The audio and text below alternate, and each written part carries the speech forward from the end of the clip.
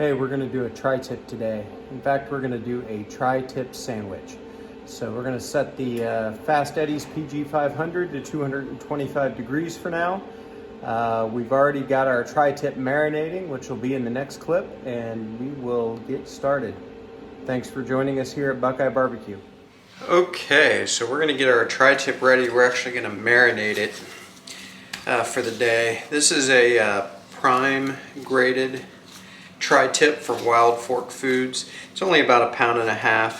I'm going to do a little bit of trimming, a couple of pieces of hard fat that's not going to render, and I'm just going to get off of there. Here's one here. So a good sharp knife is your friend.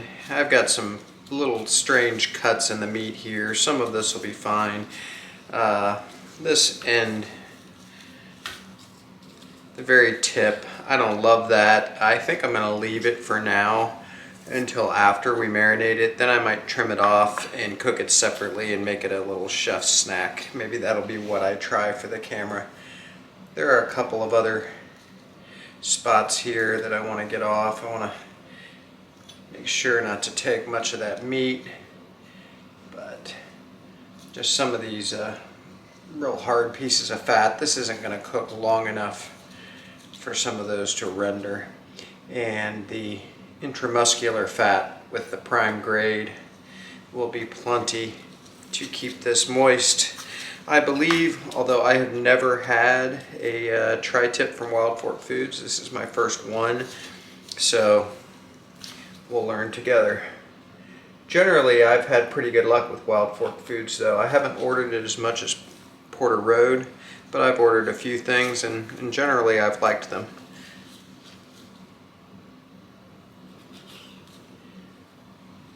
Alright, it's probably about all we're going to do. So from here, I'm just going to get, matter of fact, I'm going to take one glove off here. We'll get this in the bag. And our marinade today is going to be really simple because we're going to use a Worcestershire sauce that I have found that I really like. It's called W Sauce by Bear & Burton's. I hope you can see that. I found this and I ended up ordering 3 bottles. I've opened this one and used a little bit for some other things. I don't even remember what. But I'm just going to pour the remainder of this bottle in my bag, and we're going to use that to marinate and see how it does. This stuff is so good though. I really love it.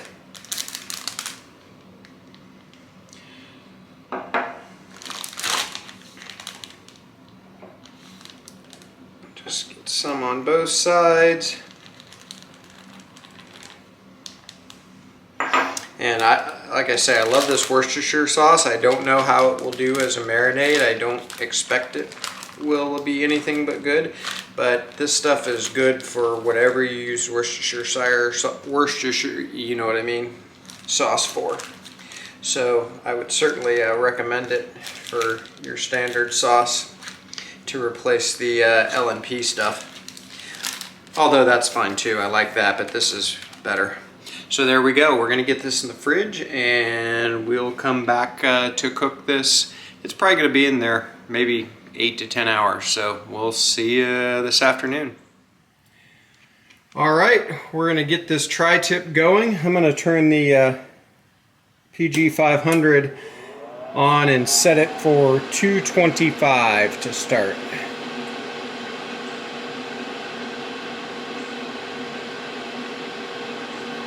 There we go. And so we're going to get our tri-tip out and get it ready, let the cooker come up to temperature, and we'll bring you back. Okay, so the tri-tip has been in the W sauce marinade now for about 8 hours, about 7 hours, something like that. So I'm just going to take it out. I'm going to try to let it drain into the bag. Well, except when you spill it, I guess it doesn't matter. And we're just going to use some paper towels to pat it dry. We want to put it in there reasonably dry, so unfortunately spilling did not help my cause here, but we'll make it work. There we go. So the cooker is coming up to temperature off to my right, and we're going to get this put on the PG 500 here in just a moment. So we'll turn the camera around and see you over there. Okay, so the cooker is coming up to temperature. It's not even close yet, but I'm going to go ahead and get this tri-tip on because the PG 500 doesn't take long to come up to temperature. One of the things I want to do is notice the way the grain's running, and like with most tri-tips, it's running this way down towards the small corner, and then it kind of starts curving out a little bit. So that's just something I want to make note of right now because we want to slice this against the grain. So I'm just going to get this on the cooker, and I'm going to get a probe in it. And this is not going to take long. This is really a small tri-tip in the grand scheme of things. It's about 1.5 pounds. So we're going to monitor the temperature, and we're going to let it come up to about, I'm going to say about 80 to 90 degrees internal. And then we're going to pump up the temperature on the PG 500 and get it to searing temperature, and we're going to move this to the searing grate and then ultimately let it finish around 130, which is the way we like our tri-tip in most beef roasts. So we will bring you back. Okay, we'll take a quick look at the tri-tip. It has been on, gosh, I'm not even sure how long, maybe about an hour. It is at a 90-degree internal temperature. Cooker's running about 210, average of about 215 according to my ThermalWorks app. So we'll just take a quick look. Not a lot to see, but getting some good color. So at this point, I'm going to bump up the cooker temperature to 400 degrees. The Cook Shack, the Fast Eddie's PG 500, actually has a setting for up to 600 degrees. So that's really nice for searing, etc. I'm sorry about the camera wobbling. I'm not sure what's going on. I must have bumped it. Okay, there we go. So we are bumped up now to 400 degrees. So we're going to let this come up to temperature, and then we're going to come back and sear this off and finish at a temperature of around 130 to 132 probably. So we'll come back. This will go reasonably quickly from here, I think. We're up to 92 degrees now internal on the tri-tip. Okay, so the cooker is just over 400 degrees ambient temperature. The tri-tip is internal temperature 104 degrees. So I'm going to remove the probe thermometer and pull it out of there. I don't like leaving them in there just laying. We're going to end up putting that back in probably. And pardon the camera work here. There we go. Love the color that's getting. And so we're going to grab it right now. Looks good. Good color. We're going to throw it over above the fire pot on the sear grate.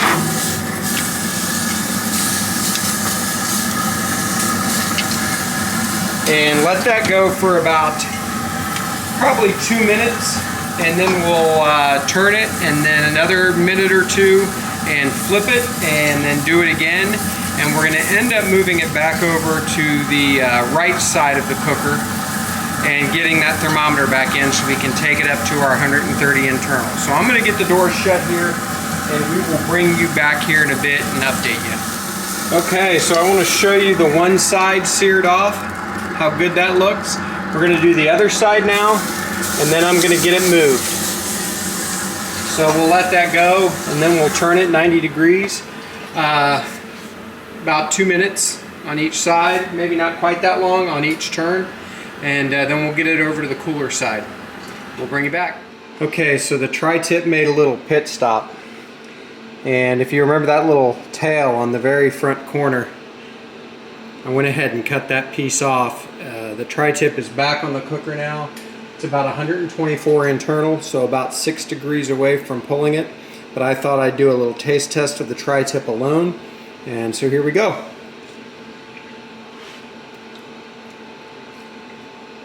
That's so good. Even that little tip that was dangling off that's a little overcooked. Has great flavor. That W sauce is the bomb. Go get a bottle. So we are 5 degrees away. We'll pull this off and get inside and move on to the next step. Okay, we're at 130 degrees internal. Carryover, I'll probably take this up to 132-ish, maybe 133, which is a good happy medium for our family. Just look at that. I hope you can see how beautiful that is on the camera. Both sides seared. So we're going to get this inside and let it rest for probably 15 minutes. In the meantime, I'll get the cook shack turned off and we'll get everything prepped for the next and final steps. See you in a few. Okay, so our tri-tip is off to the side cooling off.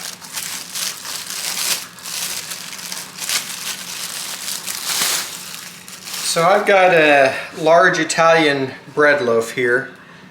And first thing I'm going to do is I'm going to, on the bottom, add some Kewpie mayonnaise. So I don't know if you're familiar with that. It's Japanese mayonnaise. Use any kind of mayonnaise you like. I like Duke's as well. This is pretty good. So I'm just going to add that. And I'm going to end up spreading this around. So I just want to put some on it and then spread it in. Just like you were buttering it. And you can use butter for this if you have an aversion to mayonnaise. They're both fats, so it'll do the same thing. I sort of like the way mayonnaise behaves in this type of scenario. So that's what I'm using. Next thing I'm going to add is some garlic salt. And this is one of the reasons why I didn't season the tri-tip at all other than the marinade. First of all, that marinade has a ton of flavor. Second of all, we're going to be using this in a way that's going to have some other seasonings involved. And in this case, garlic salt. And now I'm going to pause the video and be right back with you because I didn't have everything out and ready. Okay, we're back with you now. One thing to be aware of is I have the broiler on our oven on right now, getting ready. So I'm going to put cheese on this other half of bread, and I'm going to do 2 separate kinds of cheese, mostly because Mrs. BuQeye Barbecue doesn't like provolone sometimes, which is what I'm putting on now. So we're going to put provolone on one side, and this is just some fresh sliced provolone. And I'm unfamiliar with the term too much cheese, so we'll put that much. And next we're going to put some shredded mozzarella cheese.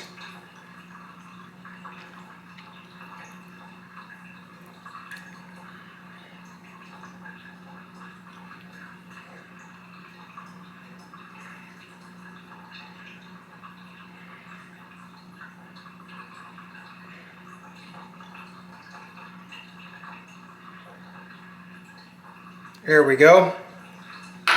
And so I've got a cookie sheet here, and I'm just going to put both halves of this bread on that cookie sheet. Just like this. So this is going to go under the broiler now, and I'm going to pause the video while I watch this like a hawk so I don't ruin this, because this is the only loaf of bread I have. So we're going to watch this to make sure it doesn't burn. We just want the buttered and garlic salt side to toast up a little bit and the cheese to toast and even brown a little bit on the other side. So we'll bring you back. Okay, so 3 minutes later, I don't know how well you can see that, but that, as far as I'm concerned, is perfect. We have the cheese melted, browned a little bit, the garlic and mayonnaise side toasted up nicely.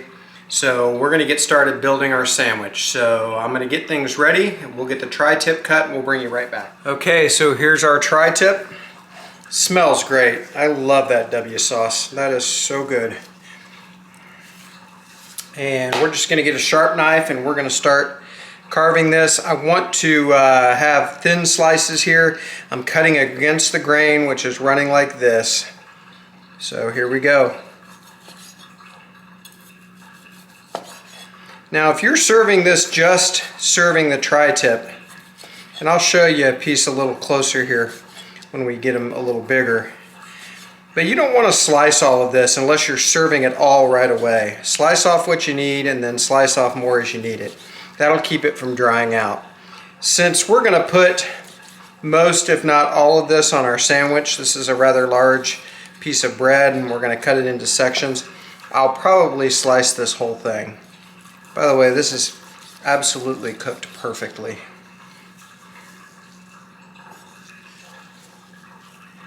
So I hope you can see that. It's beautiful. Edge to edge pink. Smells spectacular. Matter of fact, these two pieces down here probably aren't going to be good for a sandwich. Oh man, that's freaking good.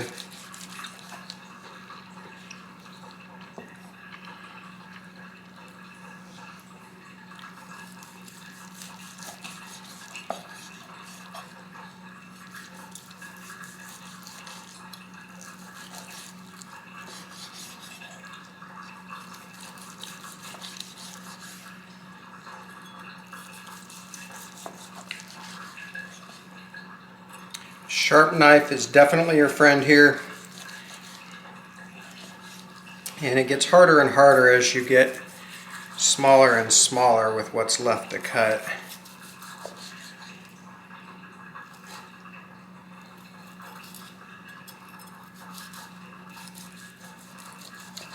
Okay, that's probably about the best I can do there.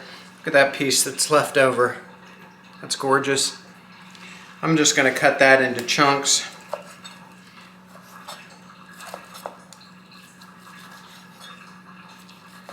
And we can just eat that in bites. All right, on to the next step.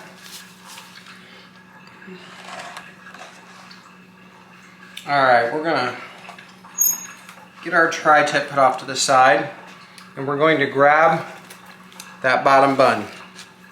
Or that bottom loaf. Okay, so here's what we're going to do. Grab a spoon. I've got some home smoke-fired salsa. There's a video of that. If you want to see how I did that, definitely look at that. I'm going to try to hurry here a little bit. I'm just going to spread some of this smoke-fired salsa around. Salsa is one of the ways tri-tip is traditionally eaten in California. It goes really well with tri-tip. And one of the reasons I put the mayonnaise down first with the garlic salt is the mayonnaise will help keep this bottom piece of bread from getting too soggy.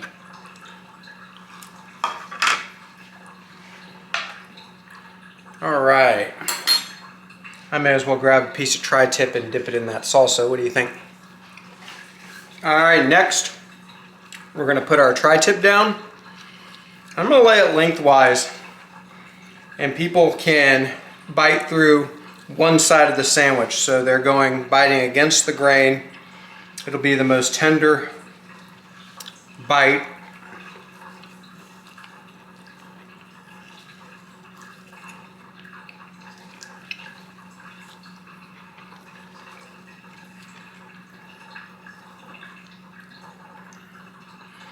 And we may as well pile this up a little bit.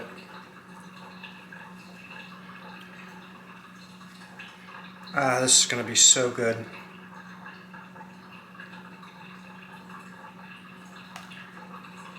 And there's the last of it. Well, except for the 3 or 4 chunks I have here. Okay, I am going to pause the video real quick. Let's have our cheese bread ready too. So this is the top of the bun with the cheese on it. How's this for a thumbnail? Something like that? I think that's pretty good. Matter of fact, I'll just yank that out of the clip, so we won't even stop for the thumbnail. So I'm going to put that on. I've got a slicing knife now, and we will just, let me make sure I know where the cheeses stop and start. Okay. So about right here, we'll cut that right down the middle, and then we'll cut each of these in half as well.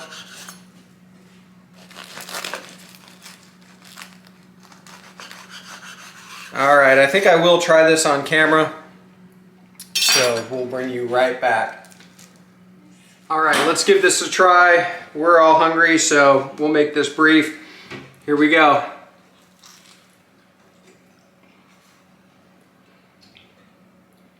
My family's gonna go gaga over this. So good. I tell you, that W sauce is outstanding. Melty cheese, a little bit of garlic from the garlic salt. That is so good. Salsa is really good. And the other thing that makes this is the bread. I like a soft bread for something like this. It's not one of those hard baguettes. Try this sandwich at home. If you don't have a tri-tip, you could use something else for sure. But you can get on Porter Road or Wild Fork Foods and get tri-tips all day long. So worth it, and they are not just for California anymore. Thanks everybody for tuning in. Do me a favor, subscribe to the channel and like this video. And we will see you next time. Thanks everybody.